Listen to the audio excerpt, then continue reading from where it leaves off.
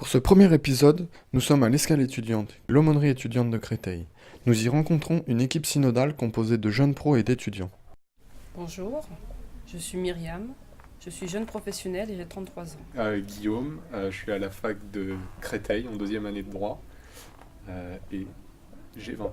Je m'appelle Alexandrine, je suis en première année de droit à l'UPEC et j'ai 19 ans. Je m'appelle Vanessa, j'ai 19 ans et je suis en deuxième année en licence lettres modernes à Paris 3. Je m'appelle Vincent, je suis jeune professionnel et j'ai 23 ans. Et moi je m'appelle Ricardo, j'ai 20 ans et je suis en troisième année de droit.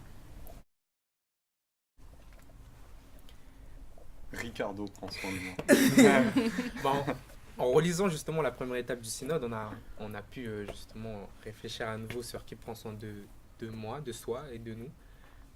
On a constaté qu'on prend soin les uns des autres, ensemble on prend soin de nous, que le Seigneur prend soin de nous et qu'il faut continuer à persévérer justement dans cette approche de l'autre, dans cette attente de l'autre, dans cette entraide et ce service qu'on peut rendre chacun l'un envers l'autre.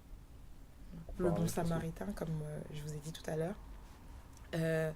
En relisant le texte, je me suis rendu compte en fait qu'il n'y avait pas que les prêtres, les associations et les personnes justement qui avaient décidé de consacrer leur vie aux autres qui doivent le faire et qu'on est tous en charge de le faire.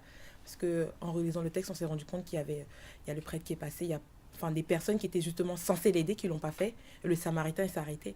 Donc voilà, je pense que ce texte nous permet de comprendre qu'on a tous la charge de prendre soin des autres et on doit tous prendre le temps en fait de pouvoir prendre soin des autres et que nous tous, avec le peu qu'on a, on peut faire de grandes choses.